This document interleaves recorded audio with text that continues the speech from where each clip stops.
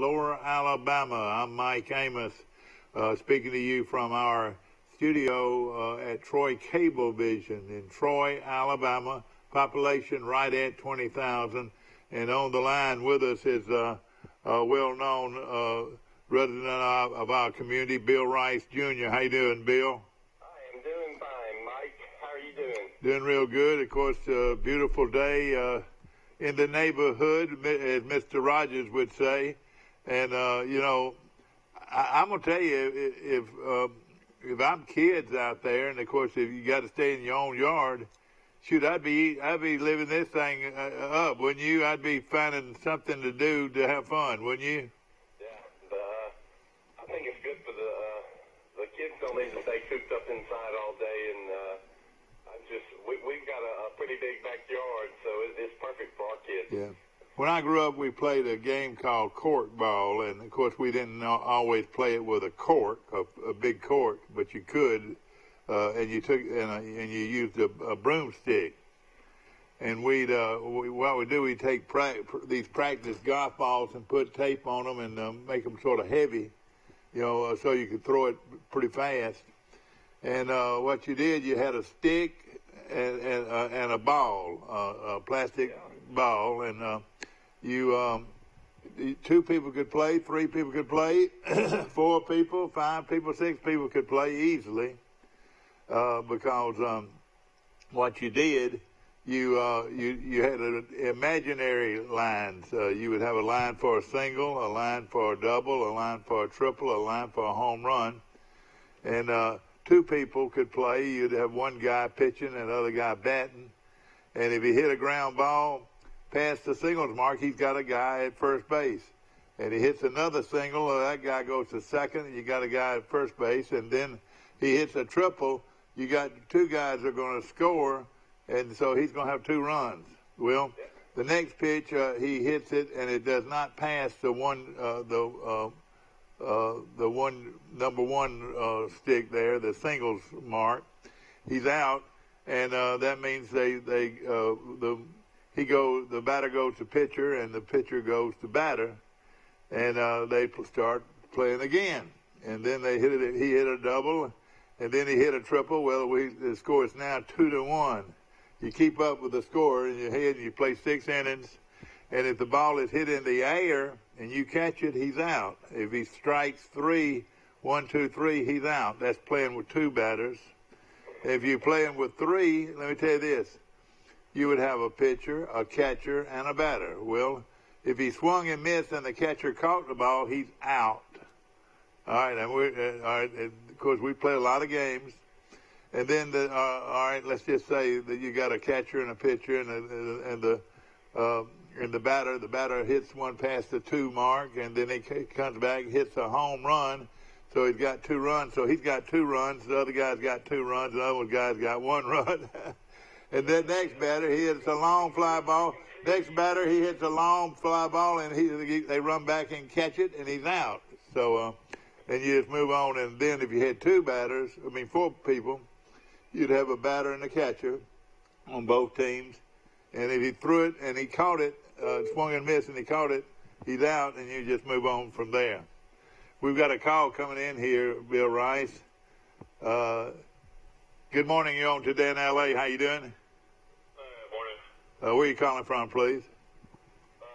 Grayton, East Florida. How's the weather down in northwest Florida? How's it down there this morning? It was beautiful yesterday. It was sunny and warm. It's about 8 degrees. A little bit colder this morning, about 63. And I think weather's supposed to be good until, I think, later tonight. Rain's coming in, and it's going to rain tonight, tomorrow morning. But well, that's great.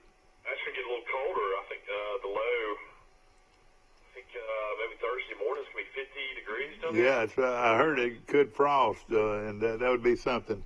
We got some figures coming in here. Let me bring Bill Rice Jr. in here.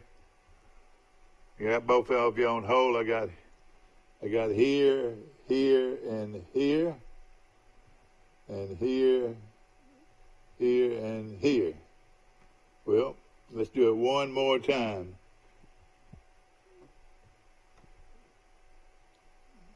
Okay. This has been working pretty good, and it works right now. How y'all doing? Doing good. Bill Rice is on the phone, and also Mike Amos on the phone, and we wish you a very nice morning this morning as we start our Tuesday edition of Today in L.A., and, of course, we're talking more or less anything you want to talk about, and, of course, we've got our numbers in here this morning, guys, and let's take a look at them.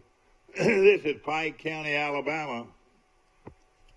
They have 21 people have tested positive. They have 200. One thing we didn't ask the mayor yesterday is how many of the 21 are actually, in the hospital or had to go to the, receive treatment. Yeah, I know it. You're exactly right. Right now, this is Pike County, Alabama. Well, this can't be true exactly, because we haven't had 457 hospitalizations, I don't think, in Pike County. The state of Alabama. That's the state of Alabama. Totally tested in Pike County was 244, and totally tested are actually it would be 21 in Pike County. 21 now. In Pike County, as far as people that have, about a little less than 10% of the people that have been tested are getting the positive. 21 people have been found to be positive. So if anybody out there is tested positive for the virus, please call us the show and let us know how you're feeling. Yeah, exactly, and we don't know exactly. And totally tested in Pike County was 244. The state of Alabama looks like this, a lot different. They have totally tested 28,486. There is 3,803 have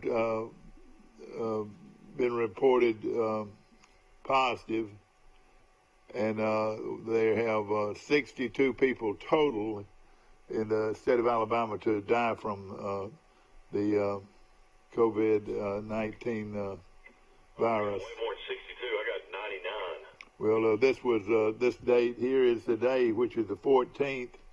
That's Are you using the world meter of the coronavirus? Well, no. This comes from the Alabama Department of Public Health. Put this out. So there's a difference. There is a category called reported to have the virus and then has the virus. That, in other words, I guess there's a certain percentage that they're not sure if they had the virus or not. All right, I have other information here. As far as the United States goes, there have been 587,000 cases of the coronavirus cases. There have been, and this is national figures now, 23,644 deaths, and then they show around 37,000 of people that actually recovered from the virus. Closed cases, 60,590. I don't know exactly what that means, but that way it looks as far as the United States goes. And, of course, the United States totals, as of this morning, was the death total was 23,644. Looking at some of those cases are the people that are either recovered or have died. Yeah, that's right. That's right. Is that what that is? Yep. Yeah. All right, taking a look at the big picture, New York. Boris Johnson, the Prime Minister of England, he was close to dying about 4 or 5 days ago. Was in ICU, I think, for 3 days, and then he's out of the hospital now, and they say he's now testing negative for the virus. So he went from being in real rough shape to not having the virus and being out of the hospital pretty quick. That is great. He must have, had some of those antibodies. A lot of them are taking antibodies to get better. Yeah, and we need to be thinking of all these people that passed away from the tornadoes too. I think the death total from all the tornadoes tornadoes that was up to 30 people, which is horrible. Yeah, that is something. I can't imagine going through what you're going through now with the coronavirus and then having these tornadoes come through and kill your loved ones as well. Then, unfortunately, you probably won't even be able to go to their own funeral. Yeah, I know it, no question about it. The United States military put out some information. They had 4,500 cases, and then right now the active cases. This is in the military, 3,925. So our military is getting hit pretty hard with this too. Boy, I tell you, it's just everybody talking about the economics of the thing. They want to get back to business. Looks by they'd love to do it by May the 1st, but Rice, as far as I'm concerned, I think they got to address this virus and start saving these lives. Don't you agree? I'm one of the people that wonders if the long-term effects of the health effects of the economy going into a deep recession or even a depression might end up being more harmful to people than the virus. I think of the strain and stress on people and abusing alcohol and drugs and the domestic abuse and suicides and attempted suicides. That's all, those reporting's going to come out. But, yeah, of course, I understand that they're trying to flatten the curve and keep the hospitals from being overrun. But regarding the hospitals, I bet if you took a poll of all the hospitals in America, I would say that probably 90% of the hospitals have not had anybody that's died from it, and probably the majority of hospitals haven't even had any cases. I don't even think Troy's hospitals had one case where anybody had to be hospitalized. Yeah. So my take, Mike, is you've got clusters of terrible outbreaks, especially New York and New Jersey area, and maybe Detroit, and at one time New Orleans, Chicago, I think. And then you have large swaths of the country where it's really minimal effect at all. Well, like you said, you look at New York, we talked about this yesterday, they probably have 20 million people within a 40 or 50 mile radius of New York. New Jersey, of course, is part of that. And of course, that's the second largest number of cases. And then you got Massachusetts, which is Boston, Michigan, which is Detroit, and then California, which is Los Angeles and San Francisco. But San Francisco pretty much got rid of theirs, didn't they? Yeah, it is interesting that California has not had the outbreak that the northeast urban areas have. Well, of course. More than half the deaths that you just cited, the 23,000 deaths, have come from New York and New Jersey. Yeah, that is amazing. Take that one little cluster out, and it's a different picture for the nation. Yeah. Like New York and New Jersey are their own little country, their own Italy or something. Like you said, we're talking about at least 20 million people in that 50-mile radius, and that's a lot of people. No telling how many people flew into New York and back to China when all this, supposedly first started before they, shut it down. I mean, that's the issue is, I think people are starting to realize this happened way before. Yeah, I'm with you, Mike. I think so too. I think, Fauci, I've already said it on the show, I think 2 or 3 times, but he came out in 3 different interviews in January and said this will have no effect on the United States. Yeah. Now, why Trump never brings that up in press conferences, I don't know. Yeah. He's really defended Fauci in my opinion. Well, see, he was having to go through, he was worried about being impeached during that period of time. That was the terrible thing about it. If I'd have known this at the time, I was in Vegas in February from the 6th to the 9th, and that's probably one of the worst places to be is in several casinos. Yeah. With this going on. But, I don't know. I feel like... You might need to get checked. You might need to get checked. I had that episode in March when I had the body aches and, I was had horrible headaches and, I actually went to a doc in the box and he put me on antibiotics, put me on steroids. And, I'm the same way, Michael. I had this event that was probably pneumonia in January. That's why I was off for 2 weeks, and I'm starting to wonder, could I have had corona back then? I wonder, could they check your antibodies? Yeah, that's what they say. Well, you might could save a bunch of lives, spreading those good antibodies out. But my big thing is certain areas, like where I live in Florida, Florida's got, a lot of cases. They got 21,000 cases and 499 deaths, but the majority of that is in South Florida. Yeah, retirees, a lot of retirees. Florida Panhandle, where I am, I think Bay County's only got 10 cases. I'm in Walton County, and I think Walton County's only got 29. Yeah, I ought to go back down. I ought to go back to Bay County, shouldn't I?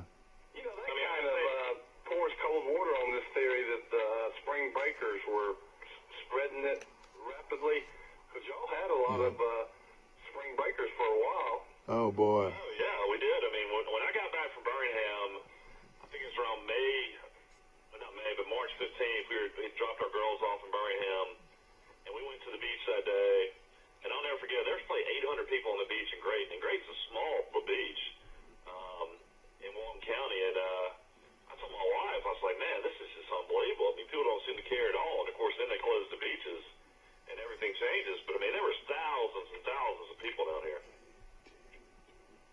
Well, now, they've got them ranked now. The state of Alabama ranks 22nd overall in total cases with 3,803. And that is with 103 deaths, Mike. In the state of Alabama is reporting 103 deaths by way of the corona. Yeah, I'm seeing that as well. That's right. And so they rank 22nd in the country. Of course, as we mentioned, the big loads are in New York with 195,000 cases. And then, of course, New Jersey with 65,000. Those two right there together, make up more than half of the total deaths. The mortality rate up there where you have the percentage that have the virus and the percentage that have died is much higher. I've got right at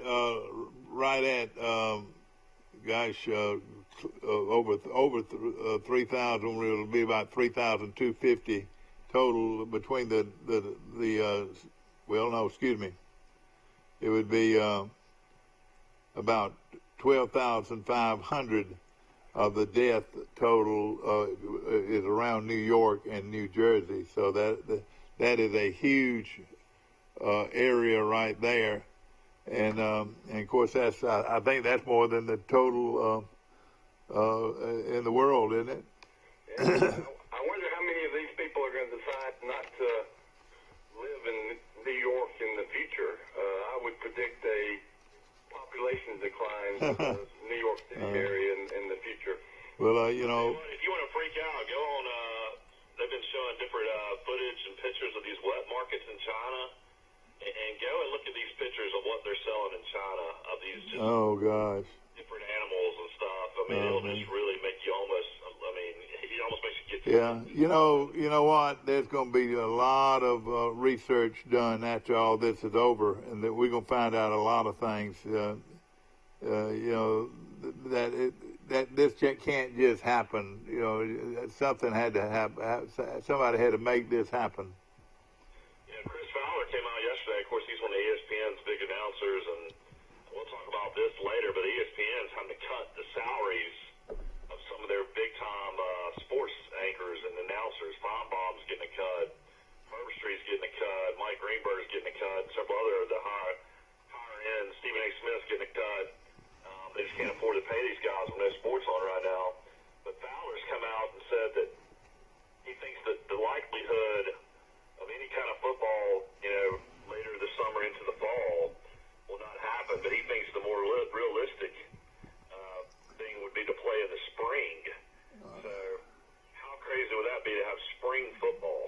as long as they have it, I'm for it. As long as they have it. I read that too, Mike, and he makes a lot of sense. And he makes another point in that interview. He said you can't have football unless the football players are college students. That means that they would have to open the colleges back up and admit students. And, that's a huge question mark. And he said they'll have to make that decision in about 4 weeks to make it happen. So the first question is, are they going to open up the Troy University, Auburn, Alabama, or not? Yeah, I know it. I figured that, as long as it hit like around July, like if they could start back up around July, because I know some schools are not opening back up until August 1st, but that wouldn't affect football. Yeah. Because it was just like other like intramurals and other like students. The thing I heard from the beginning, when we started talking about, would we have college football, was to have it in January. And of course I'm a basketball fan, but football is much, much bigger than basketball. And I could see them starting football in January and run it through the schedule and then you bring in basketball in, say, March or something like that, or April. And then you bring in baseball, and you'd have to play a lot of games in a hurry, but bring them in late April or early May, Well, money dictates everything, and Fowler's point, another one of Fowler's good points was that they have to have football during this calendar year, or all the athletic budgets are going to take a huge, huge hit. And the football program funds all the other programs. So that's why they, doing it in the spring would be a lot better than not doing it at all. Yeah. And then they might, I could see them maybe taking the top college programs, say top 30 college programs, and let them play and just hold off the other group until next year, till the next cycle. But I don't know if that would work or not. Or you can have mass chaos and everybody play at the same time. But football, and then I've heard the rumor also having an 8-game schedule, which what you do, you take away those first 4 games, which are usually money games for the smaller schools and so forth, and then just start the season in January playing an 8-man schedule, and then of course extend the playoffs to about 12 teams or 16 teams. Extend that at the end of the season. I think you could do it. Then you destroy the smaller schools like Troy, though. Well, I know it. It would hurt the small schools, but like you said, it's all about money. It's all about having 50, 60, 70, 80,000, 100,000 people in the stands compared to 15 or 20. Yeah, and talking about ESPN is also just as big about the TV broadcasting rights that these schools get by having their games televised. So you got to have that content for ESPN to have these games to pay all these schools. I think the SEC, each school gets like $20 million a year just revenue sharing, and that's largely almost all from TV broadcasting rights. No question about it. We'll get Johnny Williams to come on our show. Of course, Johnny is the executive director of of 2 bowl games. One of them is the Camellia Bowl in Montgomery, and the other one is the new bowl in South Carolina. Mike, what's the Myrtle Beach Bowl. So he's got 2 of them that they've already signed a contract to do, to administer, and then of course he's also looking at the Birmingham Bowl. Bowls are big money as far as the TV networks and all that goes, and I could see them right now more than any other time ever extending the playoffs to say 16 teams at the end. What do you think?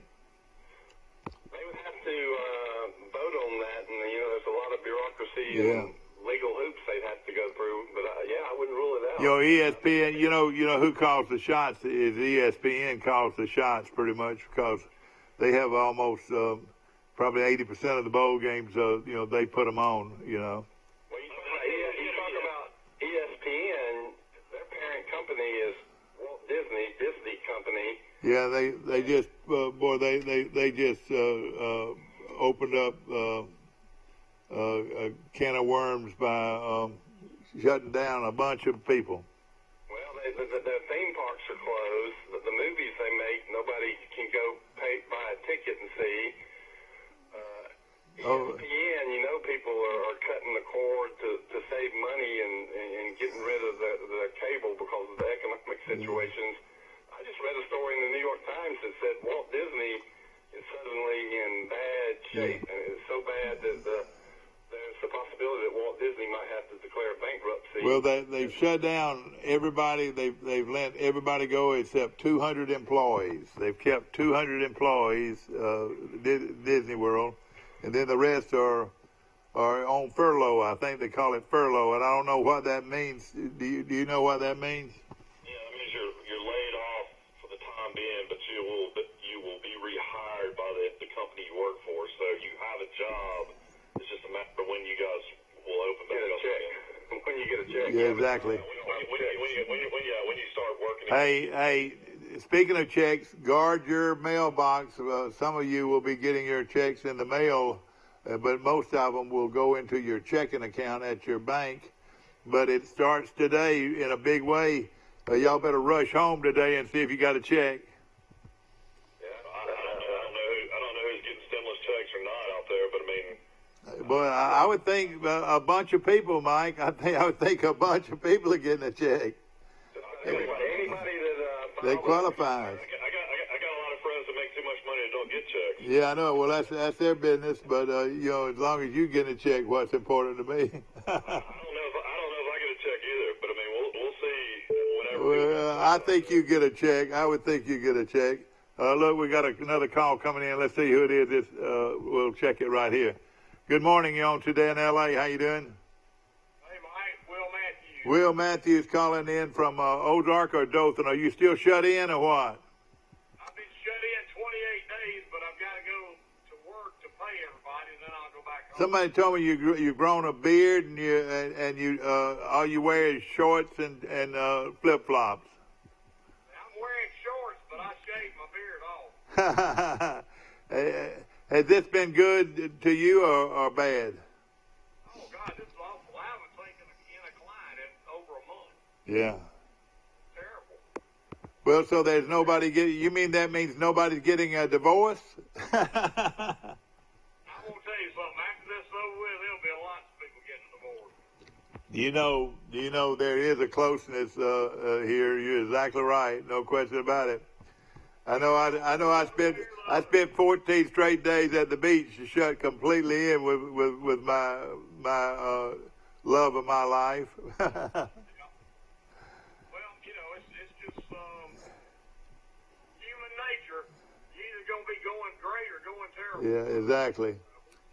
All right, let me see if I can bring you in. We got Michael and Bill Rice on the other line. Let's see if I can get you on. We're going to put you on hold now. We got 3 people on hold. We're going to take the top one here and see if we can bring him in. All right, there's one. Who's the lucky one there? That's Will, isn't it? Yeah, I'm on.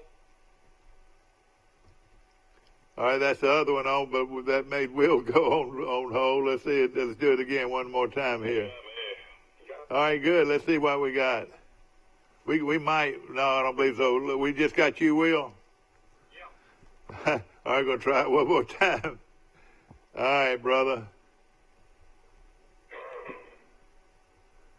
All right, one more time. We got, who's that? Bill Rice? You got Bill Rice. You got me. You might need to explain to Will you can't do a 3-way call. All right, I'm going to try it one more time. You're exactly right. I can't do a 3-way. At least I don't know how to do it. I'm sorry. All right, here we go. Will, All right, we're going to leave him on hold right this second. Mike Amos is on the phone from Grayton Beach, Florida, and Bill Rice is on the phones from, where are you calling from this morning, Bill? From the back deck in Hillcrest. In Hillcrest. He must be rich. He lives in Hillcrest. That's like Hollywood, man. That's like living in Hollywood. Sad news out of Montgomery. Tavares Jackson, the former NFL quarterback that played at Arkansas and then played at Alabama State, was killed in a car accident on Pike Road, I think Easter night. So I'd actually met Tavares Jackson before. Was a nice guy. Played 10 years in the NFL and was a guy that played at Sidney Lanier, went to Arkansas, and then transferred to Alabama State. And I think they won 2 conference championships when he was there. But, you know, he played on the Seattle Seahawks Super Bowl championship. Of course, Russell Wilson was the quarterback, but definitely sad news out of Montgomery. No question. Let me put you on hold a second. Pick up Will for just a few minutes. Y'all hold on, if you will. Will Matthews calling in from Ozark this morning, or actually from Dothan. Have you played any golf? Have you? What have you done? I know you can't stay in all the time, can you? Yeah, we're still playing golf, and I played Saturday. But now do you play one man to a cart, or how do y'all do it? One man to a cart. There are no rakes in the sand traps. You don't touch the pin. The holes are inverted, so the ball will go in the hole, but it doesn't go down the bottom. It stays at the top. Yeah, I got you. Very interesting. But it works. I mean, you know. Yeah. Are there many people playing? There are a lot of people playing. Yeah. And, you know, you just got to get out and get some exercise. I mean. And you got to stay within 6 feet of each other. Is that right? That's right. Okay. Will, I've got the other two on hold. Well, what do you think about Trump now arguing over who's going to make the call of when they're going to go back to work? There's several governors saying that they've got a right to make that decision. What you're an attorney looking at it from a legal standpoint. What do the governors have anything to take to court? I think the president can say we're going to go back to work, but he's not going to do it until they tell him it's safe to do it. He's not going to. Well, safe right now. yeah, and it is scary. Is May the 1st? Is that the date that everybody's looking at to try to go back to work? What's the deal? May the 1st is going to be the day they look at to see if it's safe. Yeah. If it's not safe, they may do another 15-day or 30 days. Yeah. Have you ever seen a more hands-on president in your life? I mean, I watched him last night. He stood there for over an hour just answering people's questions. And it's amazing how he could. I don't think there's a politician anywhere out there or anybody out there that would have a even thought of being president that could do what he's done as being a hands-on president. And he's not a politician, so you know we're lucky to have him. People don't realize how lucky we are to have him. Oh yeah, I can't see anybody on either side other than him that could carry the load that he's carried so far. And I like our vice president too. I think he's going to be a man one day to look at as maybe the president after Trump. You know, I don't think so. I don't think he wants to be president. You don't think he's that kind of guy? I think he's a team guy. I don't think he's a leader. Yeah. You know, a guy just step out in front. Yeah. I think we're gonna have a woman president after Trump. Oh boy. Well, I don't have any real problem. I shouldn't say that, but pardon me. I'm sure there's some good candidates out there. Will, something that bothers me a little bit is this Chinese deal, and I think on down the line we're going to find out some real question marks about how this thing took over the world like it did. I think there's shady things going on in China. Yeah. But you can't just say no to China because they spend billions and billions of dollars for our economy. There's no way our economy could go back the way we want it to be unless we included China. Don't you agree? Mike, we spend more money with China than they. That's what I'm saying. I agree there, but yeah, I agree that we spend more on them. But what do you do? Could you get back economically without China? Out doing trade with China? What I'm saying, the trade with China. I think we could. It would be stuff would be more expensive, but I think we could do it. Yeah. And then of course China now is in a position now where they go and they're helping out all these people, and they're looking like heroes, like to some of these other countries, because nobody else can afford to do the things that China can do right now. You're right on that, yeah. Now another thing, the military part of it, Will, it really concerns me when we have all these huge battleships and aircraft carriers that have one of them's got something like 500 or 600 cases on board their ship right now. Well, but I'll tell you this though, Mike. This disease does not kill young people like it does old people. Well, I know it's killed some late. I mean, it's killed a lot of young people too, though. I think. Very, very few, and the ones they have killed had other health problems that were exacerbated by this disease. But here's the problem. You got these Navy ships, they stop somewhere they have a furlough or a little vacation. And why you're right. They pick it up. And why in the world did that ship stop at Vietnam and let those soldiers off at Vietnam? That was crazy. That was crazy. They get stir crazy on these ships, though. Oh, I know, but the thing about it, don't you know they really spread the virus that way? Oh yeah. But I'm gonna get back to the other bunch. I appreciate you calling this morning, my friend. I wish we could take you on full time. Thank you. Bye. Thank you. And that's Will Matthews calling in from Dothan this morning. We've got Mike Amos back on board and Bill Rice Jr. Good morning. Of course, with the topic with Bill Rice, and you're our economist speaker.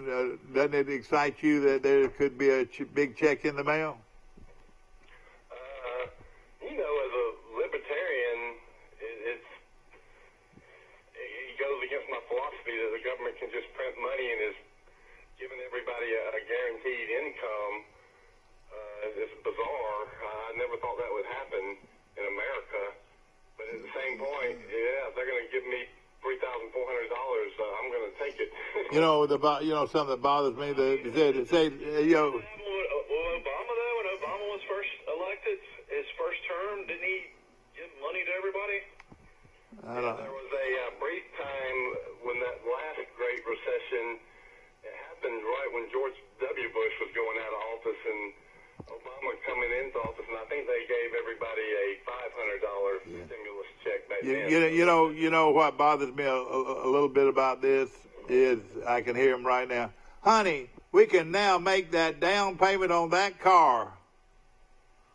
I think people are just catching up on their What I'm saying, instead of of course we want them to spend it, we want them to put the money back into the system and everything, but at the same time, I wish they would take care of the kids and provide food and nourishment and whatever with that kind of money instead of go buy a car. I'm just using that as an example. Jason Gregory is one of your top sponsors. Oh yeah, that's right. That's right. You're right. Nothing personal, Jason. Nothing personal. I'm just saying, of course, I think the whole logic of the thing is they want them to put it right back into the system. So they would love to see and right now the car dealers are running into some pretty tough times because they don't have this kind of money to make a down payment, but now they do. And of course, Premier, Dodge, Chrysler, Jeep on the bypass. I think people are, you read these stories about people living paycheck to paycheck and nobody having an emergency savings fund. And so this money is just going to tide people over. I mean, this money, as soon as people, most 60% of Americans get it, it's already spent. I mean, I bet a lot of people have been maxing out their credit cards, and so they'll take this. Hey, I can hear him right now, honey, and pay down some of that credit cards they've been living off of. And I can hear him right now say, honey, hey, in June, let's go to Disney World. Which would be wonderful, wouldn't it? If the casinos were open, I'd just go bet it on red or black. Oh, God. Well, you'd have you'd have a pretty, close to a 50-50 chance, wouldn't you? Yeah. You know, there was a mention last night. Now, this guy that they've got running the economic part of it, what's his name? Starts with an M. What's his name? What? Hey, yeah, he's a guru now, and he is sharp. This guy is, and they asked when I'm asked the question the other day, or last night, I reckon they asked the question was, what would they do about these casinos and everything? And he said, well, we've got a lot more important things than casinos to worry about. But he says these small businesses, there's a lot of small businesses out there that have slot machines and all that. And I'm sure, he said he was sure that they would be applying for this unemployment. If you think about it, anybody even related as far as entertainment, any kind of hotels galore, you know, are evolved around some casinos and so forth, and I'm sure they're hurting pretty bad right now. Yeah, I mean, I've got friends that are in the music business and, you know, are basic career musicians, and they're playing on Facebook for tips. Yeah, exactly. Venmo them, you know, they play little concerts, they play little shows, just anywhere they can be seen, you know, to try to make some money right now. I mean, it's, another thing that some people play 200 gigs a year, you know, and they're losing all that money. Well, we got our great band here in town, the Park Band, great band, man. I tell you, and I'm sure they're losing out right now because mostly every weekend they play to college crowds. Well, think about all the waiters and waitresses that are losing out on tip money with the dining rooms closed. Yeah, and there's not one person in America, well, I guess the 1%, that isn't being hit hard by this economic fallout. I mean, the story I read the other day really made me pause was somebody predicting outbreaks of world famine, not necessarily in America, but in third world countries. But that'll have a ripple effect. I mean, are the American farmers going to be sending their food to Africa, or are we going to keep it here in America? I'd say we're going to keep it here in America and feed our people, but you're going to have millions of people that go through a famine, and you know, people lose their life from starving. well, and another thing, of course, you know, you look at a winner. If you call anybody a winner in this situation, as far as the economy goes, I think China's got it a lot worse than we see. I don't think they advertise everything that they are going through, but they are the ones trying to act like they're the good old boys now. You know, they're the lifesavers for some of these smaller countries, and you're going to see China really expand its communist government after all this is done. Well, see, I think they'll do more jobs than ever in the United States because, you know, the bad blood between China, you know, there's going to be we used to depend on them for so much. I think that dependency is going to go away, and all these jobs are going to come out of the United States. I would think that there's no question about it that that we're going to start being more self-sufficient. You know, we had already done it with our fuel, and look at what's happened with it. And now they're bringing in Mexico into the deal. And, you know, you take countries like Mexico, and, you know, they're looking for somebody to help them out. And we better be real careful. You know, talking about, we do everything that is really important, including drugs, and prescriptions are now made in ventilators or in parts are made in China. But there's a reason all those jobs went to China, and it's because they're low-paying jobs. Yeah, exactly. Corporate America America did not want to pay the wages for our people to do it. And I think at some point we're going to see really bad inflation. And so you bring those jobs back, which I guess you could do, but those jobs are going to be 2 times, 3 times more expensive to the person writing the checks. Let me ask this, Bill. And if you have people having to pay more money to produce widgets, that's going to make the goods, the price of the widgets even higher, which just adds to that inflation. That's getting deep in the woods and maybe some economic people will be following what I say. But long term, the real danger I'm worried about is rampant inflation. That's a tax on everybody when the cost of your bread and milk and everything you buy, goes up significantly. Yeah, no question about it. I don't know what it is, milk down here. I mean, a gallon of milk at Publix down here is like $4.20. When I lived in Birmingham, most grocery stores, you can get it for like $3. I don't know what it is in Florida. I don't know if there's a shortage. I did notice that. I did notice that yesterday. I bought some milk yesterday, and I didn't realize how much it had gone up. Of course, our opinions, it's strictly our opinions. We're no experts in any of this, but we're talking. This is a talk show, and we have our ideas. I can't wait for the NFL draft on April 23rd. I'm excited about having some kind of sports-related event. The media. We laughed about Birmingham News. Pretty much stopping most of their subscriptions in the Birmingham area. Now you're looking at our own Troy Messenger, and now will have just 2 editions of its paper. One will be on a Wednesday, and the other will be on a Saturday. So they're gonna have a Saturday paper and a Wednesday paper, and they've got to do that to stay on in the red. What do you say?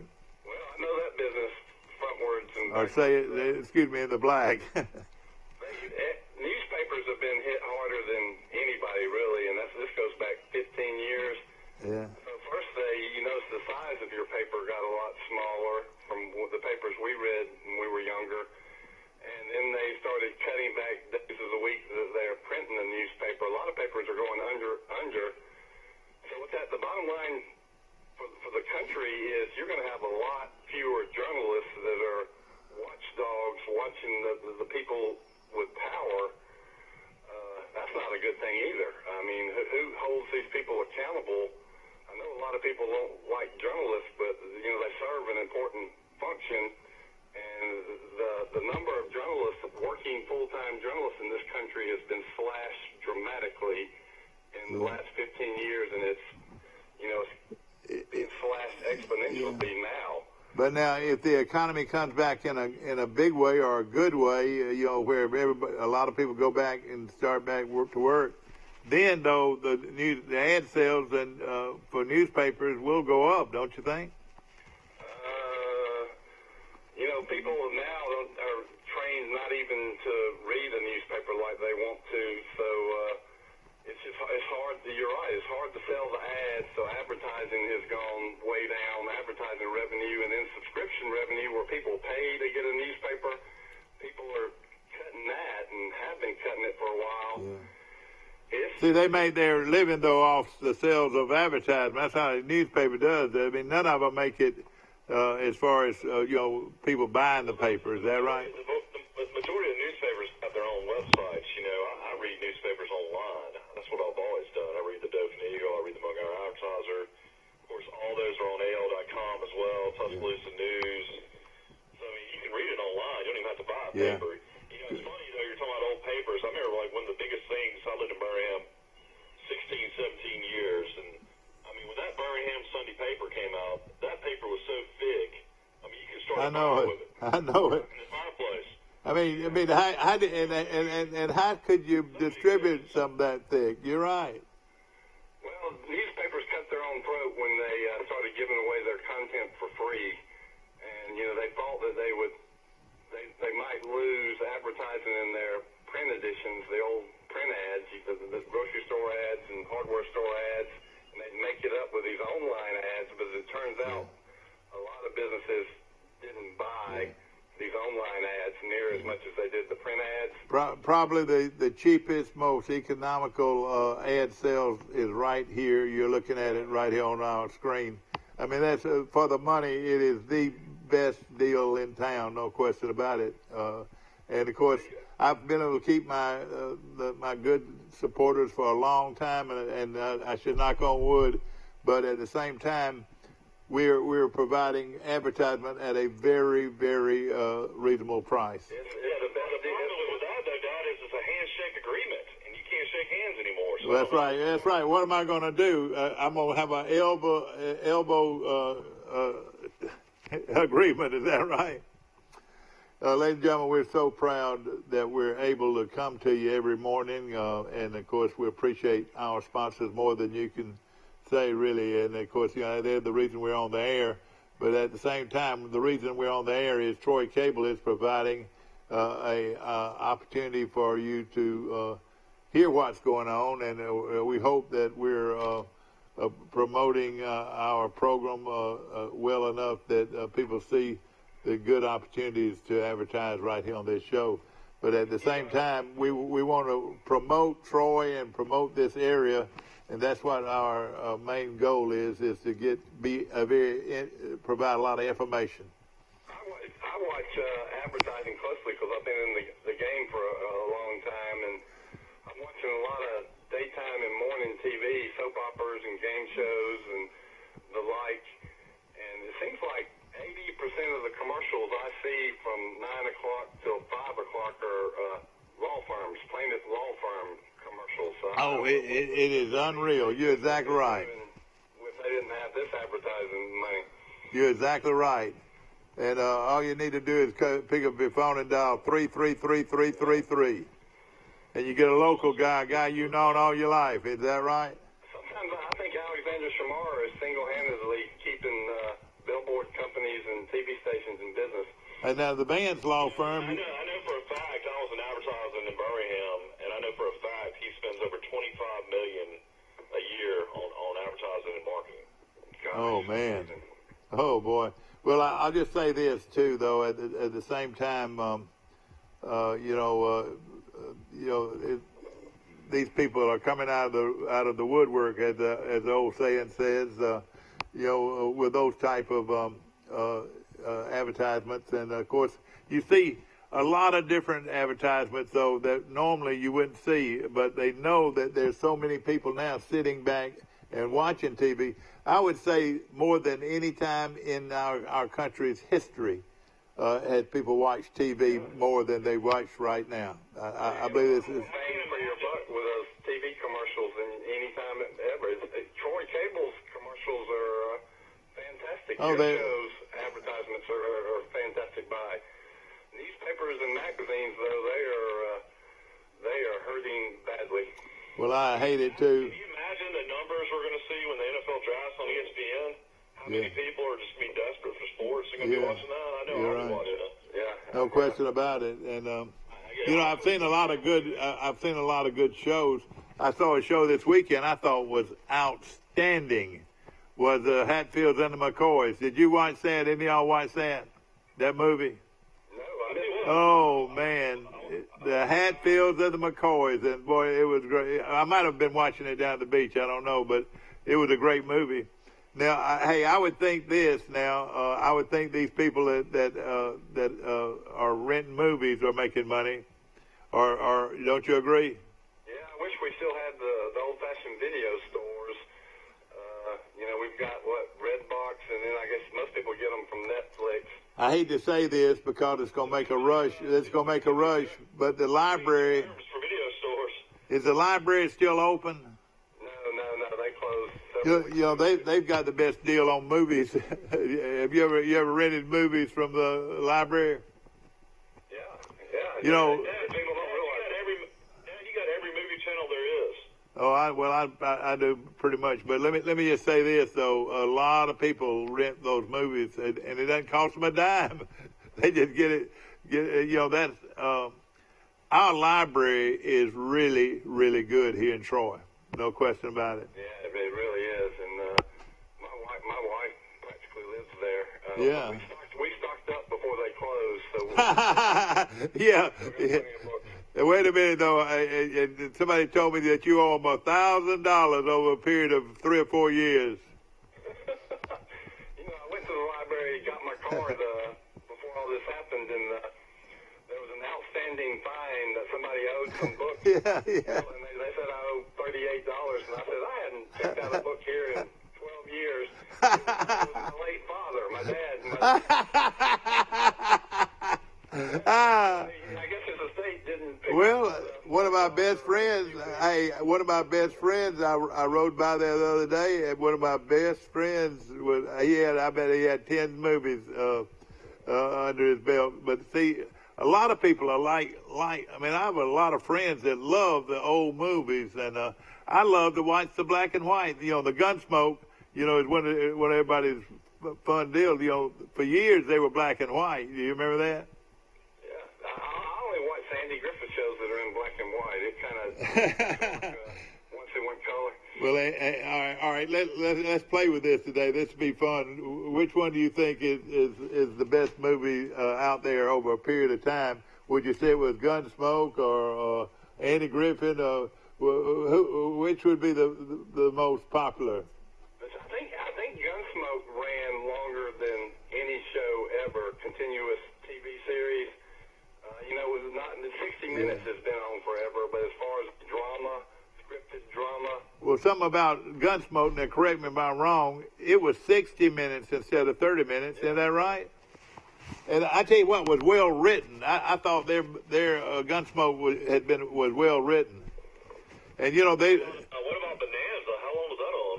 Long time. I want you to remember something. When I was growing up, you had Roy Rogers and Hopalong Cassidy and Lasso Rue and all the great. Well, let's name them all if you can remember. But you would go to the movie theater and see those cowboy shows. But let me tell you something you never saw. You saw people shoot people, but they never showed death. I mean, they would shoot somebody, and but it wasn't. You never saw blood and guts, like we see now, and which was not bad entertainment for children. I'm going to say something out here, and you're going to say, "Are you serious?" Well, let me just tell you this. When I was a little kid, I had a stick. I'd take a stick, find me a stick, and that stick was my horse.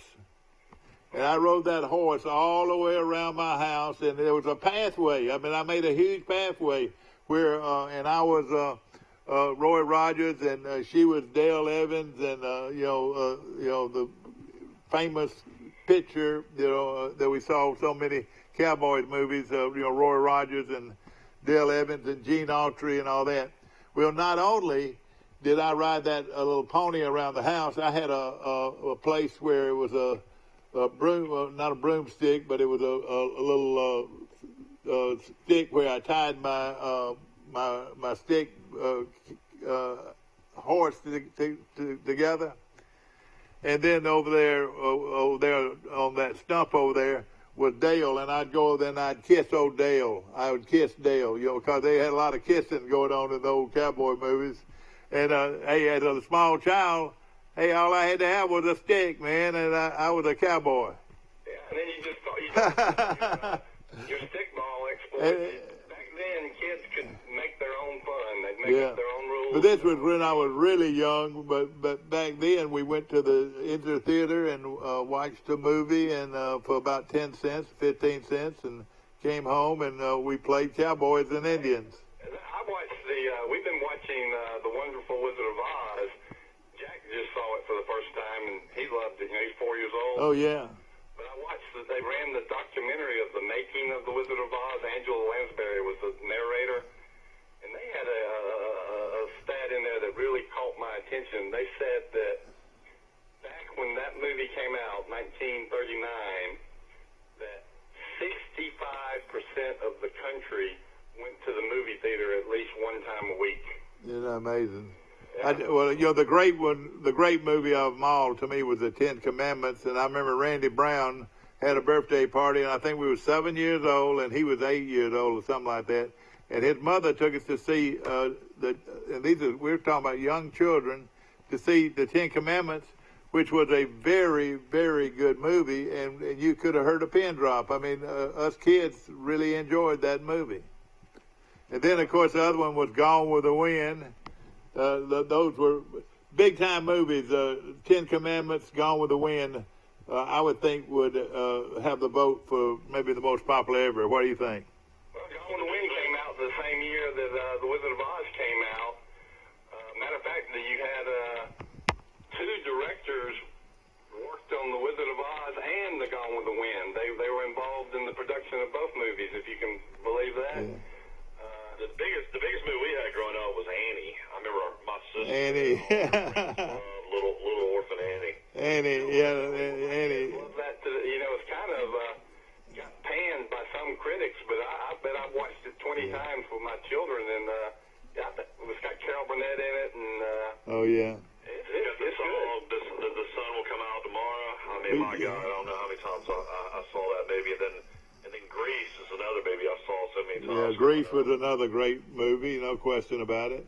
People back then, one reason they would go to the movie every week is it was probably the only place in town that had air conditioning. That's what my dad would always tell me. That's why he went to the movie every Saturday. Well, and he said because he loved that air conditioning. And Troy had two movie theaters, well, three counting the drive-in theater, which was located on the bypass. But they had the Enzer Theater, which is located right there at the First Baptist Church there, the old library there. That was the Enzer Theater. And then right around the corner, on the corner of Elm Street. Roy Crow, my granddad built one of the movies. Well, that was the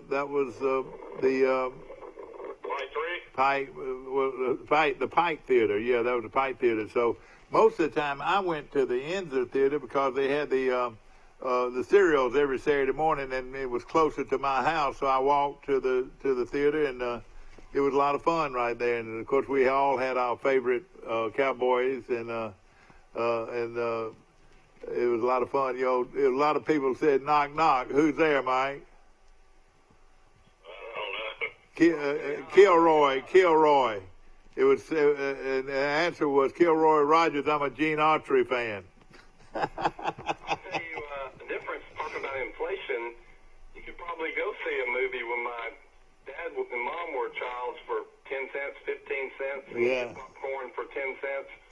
That's right. You're lucky to get a ticket for $10, $12, and the Coke is $3. Yeah. Well, you know, the Gaylords ran the Pike Theater, you know, and did a great job for years. The Gaylord family, and it outlived Pike Theater lived longer than the Enzer. The Enzer finally was torn down, and they made the Troy Bank and Trust Company out of it. That's where their home headquarters was for a long time. And the Pike Theater is where City Hall or the police department is now. That's where Pike Theater was, and you had that bridge right there. And that's what we do. you know, I've seen people walk that bridge. And if they fell, it would have killed them. I mean, but they were just daredevils. When we were kids, we'd go to the movie theater, and then we'd sneak out of the movie theater and go underneath the bridge and party. Oh, really? And party. When I moved Oh, to gosh. in 7th grade, every Friday night, everybody went to the Pike movie theater. It didn't matter what movie was playing, you went. And it Yeah. was, Well, all right. Now, let me ask you this. Tell the truth. How many of y'all have ever tried to spit and hit the rail down there at the bottom, off the bridge? Have you ever? You've never spit off that bridge? Everybody that's grew up in Troy spit off that bridge. You know, the bridge you walk over. You know. by the time I came along, you didn't walk everywhere like you did when you were a kid. Yeah, and then of course the drive-in theater was located on the bypass. And, I'm pretty sure I went through that drive-in theater, like driving on 231 when I was a kid with y'all, and I'd look over that screen and was probably seeing stuff I shouldn't be seeing. oh boy, yeah. I've done that. Well, a lot of kids would get in the trunk. I can't believe they could show that with like kids and Yeah. their parents riding up up and down the street. Something you guys would never even think about was hiding in the trunk to get in the movie free. Most time we didn't have any money, so we got in the trunk and drove with it. Across the street from the drive-in theater that served, that had a restaurant. Oh yeah, that was a hotel. The drive-in movie while you were eating your meal, and you're right, Mike. There were some R-rated scenes. Yeah, that's right. But exactly, and it was fun to go to the drive-in theater. We went almost every every Sunday night after church. We'd go to the movies. I got a movie story. I was in ninth grade. I can remember it, and I went to visit my friend Sandra Huggins, Charles Bradshaw, and I. But what we really wanted to do was go see the Bo Derek movie 10. Everybody remembers Bo Derek? I remember that. Yeah. And so we left Sandra's house and walked to the movie, and we must have been late because my parents said, "Where are they?" And there we are in the middle of watching Bo Derek, and my father walks in the movie theater. he sees we're in there, and he just turns around and walks out. You know, Doc Anderson probably seen more movies than anybody because he used to walk up from where he lived on Murphy Street because he and Bo Gaylord were such good friends. He'd go up and watch the movies and talk to Bo while Bo was sitting there. Just think of how many hours and hours and hours somebody would have to spend at a movie theater. And Bo Gaylord, of course, Daddy owned it. And see, I thought Mrs. White owned the Pike 3. Well, the Pike 3, the Gaylords the Gaylords on the drive-in theater and the Pike Theater for years. It could have changed. It could have changed hands at well, then they sold time. it. They converted it to the Pike Triple, and somehow they made 3 screens where there was in the past there was just one. And one of those screens was upstairs in a little attic area, a little small screen. Yeah. That's usually where the rated R movie was. Yeah. I remember I saw Caddyshack. That was a good movie. I tell you one I saw this weekend, and I've seen it over and over, and it is really a well-done movie, with The Aviator. The Aviator, I saw it this weekend, again, for about the 10th time, but enjoyed it. And The Aviator, you know that movie? She would come down with a flashlight, like when all the little kids, the little boys and girls would be on their dates, and they'd be making out. She'd shine the flashlight in your face.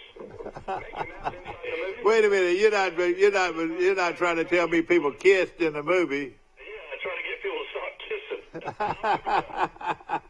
I can remember all the courage it took you to put your arm around your date, or either hold her hands. Yeah, exactly. You'd wait the whole movie, and sometimes you'd chicken out, wouldn't do it at all, and sometimes you would put that arm over there, and she would let you put your arm around her, and that was a big deal. Well, let's just say you were a freshman at Troy University or Troy State Teachers College at the time. If that's what you did, most people didn't have a car back then, and you walked your date to the theater, to the Pike Theater, and that's where they got a lot of their revenue. And, restaurants and so forth is big. In fact, if you notice, Trump really puts a lot of emphasis on the restaurant business. And of course, I'm sure what he's saying is, he's got all those Trump hotels. Of course, he's affected by that. He's doing a lot of great restaurants. Trump needs one of those bailouts himself. Hotels and golf courses. Ain't nobody. Yeah, you're right. He's lost a bunch, no question about it. And I'm sure they. I tell you what, Trump against the media is one of the craziest things I've ever seen. I mean, my goodness, he goes after everybody. Well, he is a sensitive guy, but at the same time, how many presidents that you could ever think of had been more hands-on, especially with this crisis? He stands up there for hours. I mean, and I'm sure the people in the background, behind him said, "Oh gosh, when is he gonna quit? When is he gonna quit?"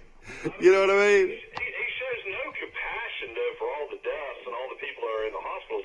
I mean, like Pence, immediately when Pence goes on and starts speaking, he's saying, I want to pray for the families and all the people that are suffering right now. And Trump's just total opposite. I mean, he's just like, he wants to be a cheerleader for the country, which I understand, but mean, my goodness, you got to have some compassion as well. But you know, I really believe that Trump is a Christian, though. I really do. I believe he loves the Lord Jesus Christ, just like me and you.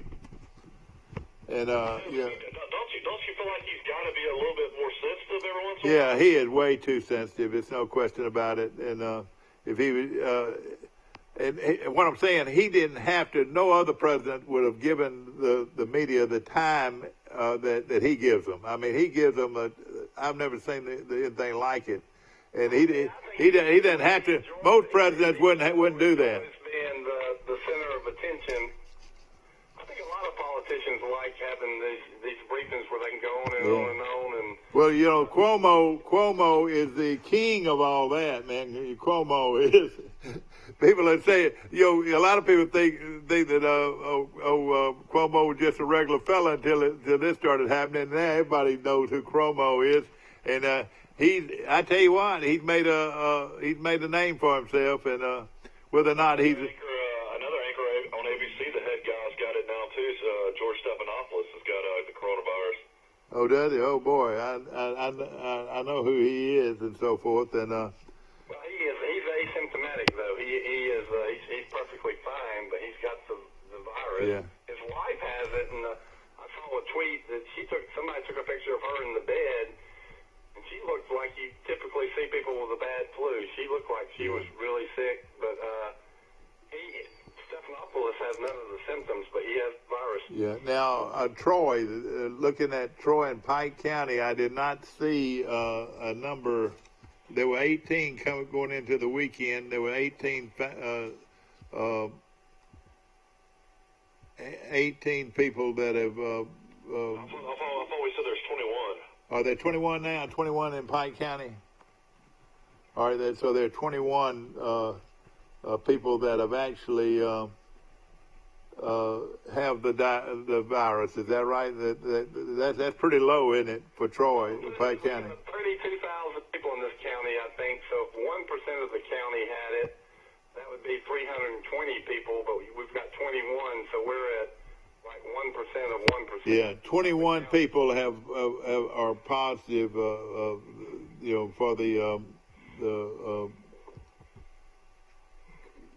COVID-19. I talked to a friend of mine who's a doctor, and then Lee has some friends in Birmingham that are nurses, and they said it's pretty bad right now, but they said they expect the peak to be later this weekend as far as their number of cases in Alabama, especially in a big market like Jefferson County. But, you know, they said right now it's not as bad as people make it out to be. Well, let me ask this. I make this point, and I guess it's politically incorrect, but if you took a camera in most hospitals in America and walked down the halls and at the nurses' station, you would see far fewer people and unbusy people than you've ever seen in a hospital, because the hospitals are not allowing elective procedures, and the normal people that would be at a hospital are being discouraged to go from the hospital. So the irony is that the hospital census counts at most hospitals in America are way down, which means that the hospitals are bleeding money at most hospitals in America. That's right. Let's take a short break. We're going to take a break, and we'll be right back. A personal touch, a high level of trust. Whether it's checking and savings accounts, personal or business loans, or our local friendly service. That's what Troy Bank and Trust customers expect. But now we offer more. Free identity theft protection for our new and existing customers, protecting your family's time, money, and good name from identity theft. Because protecting your identity is now a big part of our identity. At the Piggly Wiggly, we proudly support our local farmers and bring you the best they have to offer, all at cost plus 10%. When you shop local, you reinvest in your community. Remember, buy local, shop local. Piggly Wiggly, local since forever. Napa know-how. Trojan Auto Parts of Troy, home of Napa Know-How. Stop by and see owners Mike and Melissa Kilcrease and their Napa Know-How team with over 100 years of combined experience. We're the only locally owned parts store in Pike County, and we're fully stocked and ready to serve you. We pride ourselves on being your go-to parts store, not only for the simple items, but we specialize in those hard-to-find items as well. Trojan Auto Parts, the right part at the right price at the right time. Napa, a name you've trusted here in Troy since 1945.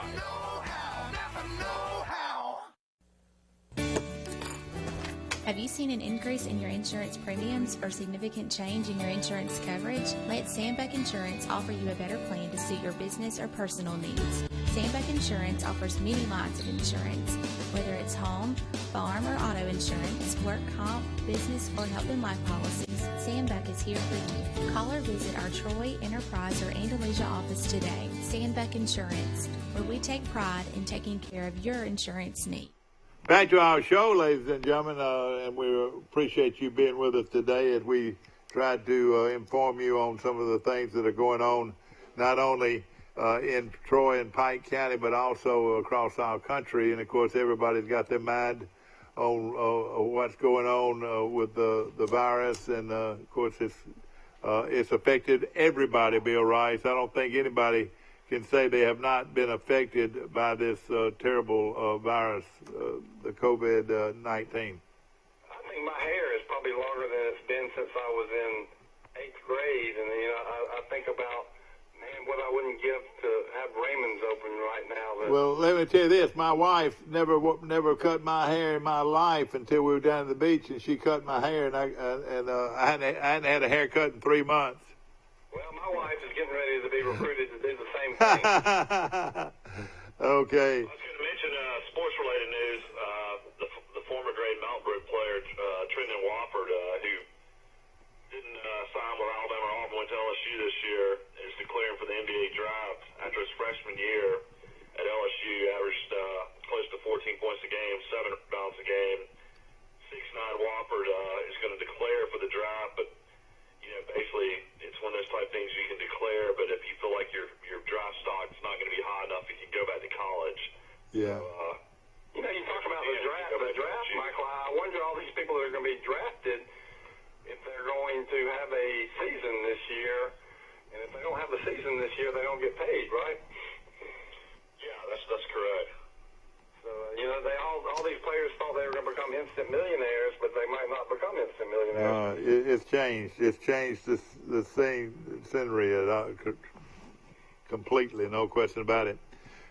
Today in L.A., of course. Also, sports news, the XFL, Vince McMahon has filed for bankruptcy, and the XFL is no more. For the second time, the XFL has failed, so hard to have another football league go against the NFL. And, I don't think it was going to make it. I don't think it was going to make it if we didn't have the virus, to tell you the truth. But our guy from Troy made a little money, didn't he? They were supposed to get paid for this year, at least. So hopefully that's the case. Brandon Silvers, he ended up, unfortunately, losing his job by the time the season was over. He didn't play very well. It's going to be a book written one day probably about Gardner Minshew. And apparently the Troy coach is Neil Brown, and the quarterback coach, I can't think of his name, Sean Reagan. Yeah, Sean Reagan. Apparently chose Brandon Silvers over, this guy this year, quarterback in the NFL. Yeah. Y'all were talking about the sad story of Tavares Jackson. That was sad. He was a great guy. He played at Alabama State at about the same time Brody Crowell played at Alabama. And you remember Brody Crowell was going to be the next Joe Namath. And as it turns out, this unheard of quarterback most of us had never heard of at Alabama State got drafted in the second round and had a 9-year NFL career, and Brody Crowell got maybe drafted in the 6th or 7th round and had about a 2-year NFL career. You know what was wrong with Brody Crowell at Alabama was nobody could block for him. The offensive line was terrible. He got sacked how many times against Auburn? 9. 9 times. He couldn't even turn around. I mean, and that wasn't his fault, There was a bumper sticker that said, honk if you sack Brody. Terrible injury luck, too. Is that guy still playing in the pros that sacked him so many times? No, the sad thing about him, he actually passed away. Quentin Groves did. Another one, though, other than Groves, what was his name? Groves was one that sacked him so many times. Well, it had You don't want to name names, but Alabama had a left tackle and right tackle that season that couldn't block me. I know it. It was awful. Well, I tell you what. Alabama had like all three of the Britt brothers on the offensive line at one time. Yeah, exactly right. Of course, ladies and gentlemen, we're coming to you from our studios on South Brundage Street in Troy, Alabama. This is Today in L.A., Lower Alabama, and I hope that you'll watch us again later on today starting at 1:30. I want to mention also on Facebook, TC2. That's Troy Cable, TC, T as in Troy, C as in Cable, 2 as in... I've been watching some of the replays lately, man. You're really dressing up lately to be on the show. Yeah, I'm trying to be pretty. Yeah, you're right. I'm trying to be pretty, if I can. I appreciate our good friends at Premier Dodge, Chrysler, Jeep, and Ram Trucks. And, of course, they're still selling cars like at record deals. I'm telling you, you'll find deals that you would not think you could have bought a car at so reasonable as you can today at Premier Dodge, Chrysler, Jeep on the bypass.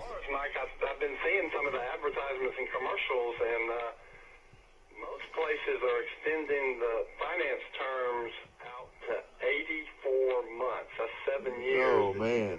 Make a car payment. That makes your car payment much more affordable. Oh, gosh, it really does. Wait a minute. Now, wait a minute. Now, you're not saying that you don't have to make a payment for 84 months, are you? No, but you get to pay off your car for 84 months and the interest. Yeah, no interest. Is that right? Yeah.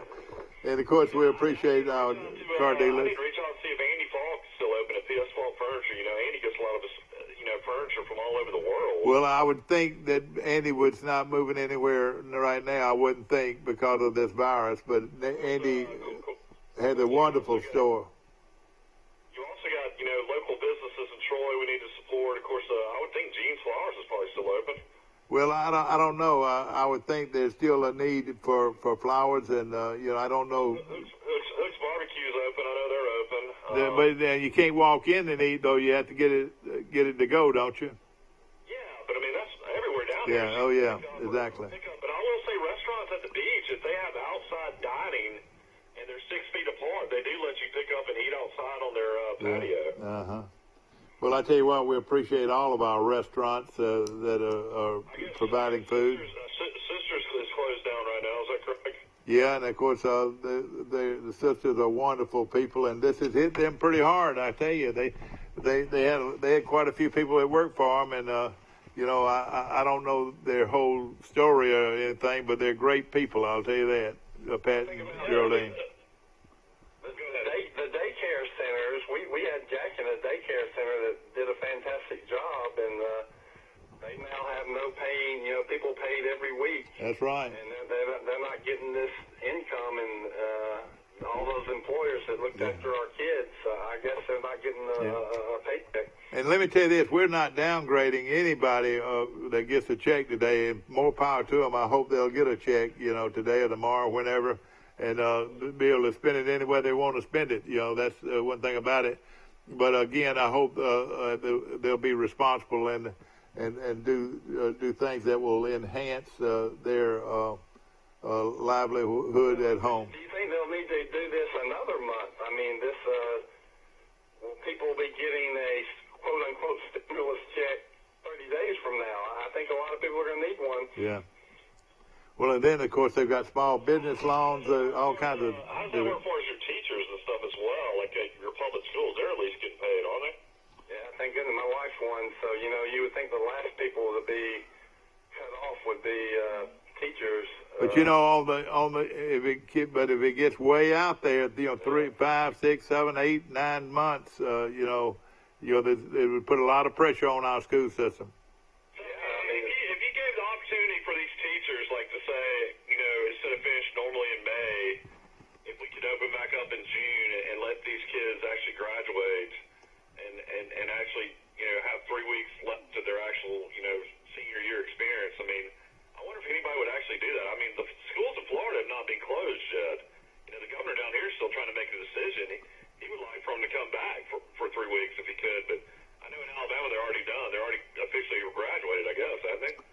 I would think so, yeah. I heard that the governor of Florida's talking about letting the kids come back in May if they reopen the economy. You know, my wife made a point about that. Is the last 2 weeks of school, your kids don't want to do anything. So if you send them back for 2 weeks, I don't know what it would. Bill, let me ask this, Bill. I've heard people say that there are people robbing mailboxes. I wouldn't think that is the case because most of the people, the large percentage of people, the check will be placed in their checking account through their bank. Is that right? Yeah, I read the figures, Mike. Most people are at home right now too. Yeah, I know it. It'd be a bad time to be robbing a mailbox. Well, let me tell you something. They're crazy people out there, Mike. Been trying to take advantage of a lot of this virus problem. I mean, we have a landline through our internet. We don't even answer the phone because nobody has the number. And I hadn't answered the phone down here ever since we had it because nobody has the number. But we get telemarketing calls through the roof.